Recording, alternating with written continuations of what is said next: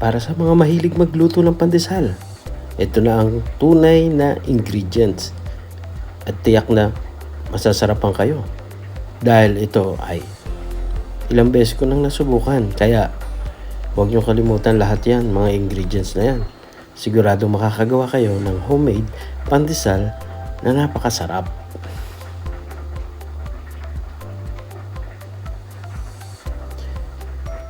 Sundin lang natin ang procedure kung paano natin gawin at tiyak na magagawa nyo ng maayos at tama ang pandesal ninyo.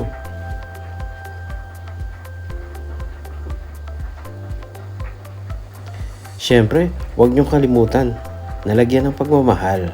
Sa bawat ninyong gagawin, dapat kasama ang pagmamahal para magawa nyo ng maayos ang inyong pandesal.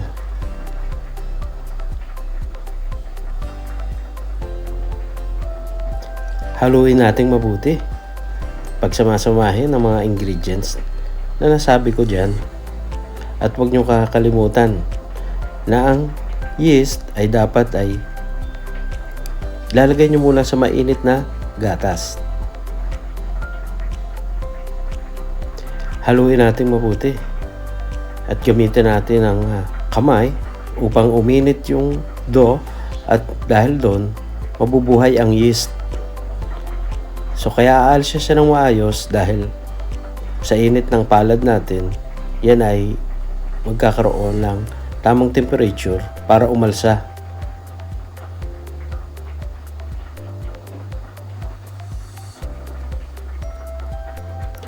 Dapat maglaan tayo ng lakas pagka magmamasa tayo. Dahil doon nakasalalay ang pag-alsa at magandang kalalabasan.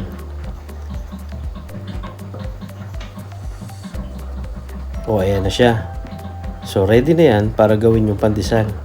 Dahil umalsa na siya at nakita nyo na lumaki na siya.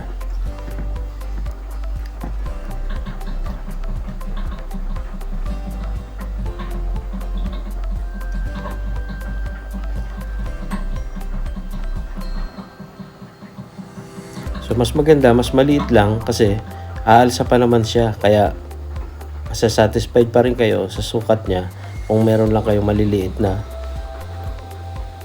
misura na ginawa ninyo.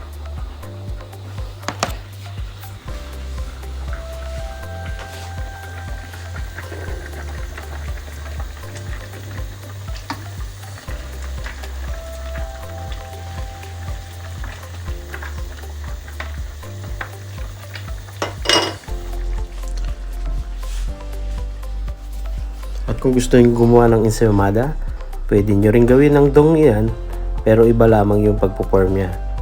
So ayan ang kalalabasan.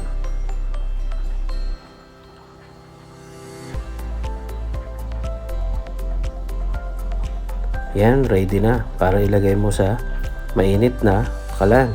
Dapat ay tama ang temperature para hindi siya masunog at tama ang pagkaluto. Dahil oven ang gamit ko, andyan siya sa 170 degree Celsius at yun ay dapat ay mainit na bago mo ilagay.